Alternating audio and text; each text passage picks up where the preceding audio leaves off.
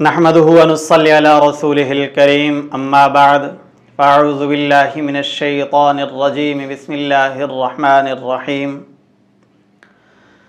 दोस्तों, बहुत सारे दोस्त अहबाब का, हल्का अहबाब का बार बार मुझे उनका इसरार और उनके मैसेजेस, उनकी कॉलें इतनी आ रही हैं कि हम जो भी अमल करते हैं उसका फ़ायदा नहीं होता, और आप जो अमल करते हैं उसका फ़ौरन असर भी होता है, फ़ायदा भी होता है, रिज़ल्ट भी मिलता है। क्या अमल के लिए जगह की पाबंदी ज़रूरी है? क्या अमल के लिए वक्त का तयन, वक्त की पाबंदी ज़रूरी है? कोई भी अगर हम अमल या कोई पढ़ाई करें, मैं चिल्ले की बात नहीं कर रहा, मैं वजीफ़े की बात कर रहा हूँ, मैं पढ़ाई की बात कर रहा हूँ। सबसे पहले तो ये जान लें कि आप जिसका भी वजीफ़ा पढ़ रहे हैं, आपने किसी चैनल से उठाया है या किसी दोस्त ने आपको बताया है या किसी बुजुर्ग ने बताया है। आप जगह जगह, आपने कभी फ़कीर को देखा है? भीख जो मांगता है उसके हाथ में जो प्याला होता है, एक दुकानदार के पास जाता है, दूसरे के पास जाता है, तीसरे के पास जाता है, चौथे के पास जाता है। कोई उस प्याले के अंदर 1 रुपये का सिक्का डाल देता है, कोई 10 का नोट डाल देता है, कोई उसके अंदर केला डाल देता है, कोई सेब डाल देता है। कुछ इस तरह के शैतान भी होते हैं, उसके अंदर वो आग डाल देते हैं, वो अंगारा रख देते हैं, तो आपके प्याले के अंदर जो कुछ होता है वो सब कुछ फिर जल जाता है और आपका नुकसान हो जाता है। आपने जो पढ़ाई की हुई होती है, जो अमल किया हुआ होता है, वो सब का सब ख़त्म हो जाता है। सबसे पहली बात, आप जिसका भी वजीफ़ा कर रहे हैं, आप जिससे भी पूछ के पढ़ाई कर रहे हैं, उसके ऊपर आप अपना मुकम्मल एतमाद कीजिए, एतकाद कीजिए, आंखें बंद करके भरोसा कीजिए। जब आप मुकम्मल एतमाद, एतकाद के साथ और भरोसे के साथ करेंगे, लेकिन आप पहले देखें, आप जिसका आप इंतखाब कर रहे हैं, आया वो कुरान और सुन्नत का पाबंद है, 5 वक्त नमाज का पाबंद है, जितने भी आप सल्लल्लाहु अलैहि वसल्लम की सुन्नत हैं उनके ऊपर पाबंद है?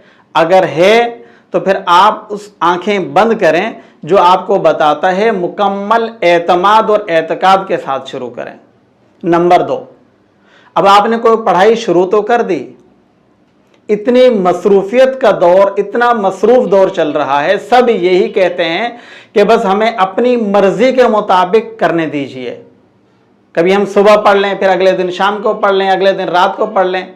अच्छा, मैं अभी कुछ दिन पहले एक अपने दोस्त के यहाँ बैठा हुआ था, कुछ उसका मसला था। मैंने उनसे जब उनको देखा, चेक किया, कोई 1 महीना पहले मैंने उन्हें एक पढ़ाई दी थी। मैंने उनसे पूछा कि भाई उस पढ़ाई के मुझे असरात नज़र नहीं आ रहे, क्यों, वजह क्या है? फिर उन्होंने मुझे कहा कि हज़रत मसला ये है, उन्होंने कहा कि सच्ची बात जो है वो ये है, आप जो पढ़ाई करते हैं वो मुसल्ले के ऊपर बैठ के करते हैं, पाबंदी से करते हैं, और हम क्या करते हैं, खाना वाना खा के फारिग होकर जब टीवी के सामने आके बैठते हैं, तस्बीह निकाल लेते हैं और अपनी जो तादाद होती है वो पूरी कर लेते हैं। टीवी भी देख रहे होते हैं और अपनी तादाद भी हम पूरी कर रहे होते हैं। दोस्तों, तो वो पढ़ाई, वो वजीफा फिर क्या असर करेगा? सबसे पहली बात, आप टाइम की पाबंदी करें, वक्त की पाबंदी करें। जब आप टाइम और वक्त की पाबंदी करेंगे तभी तो आप कुछ हासिल कर पाएंगे।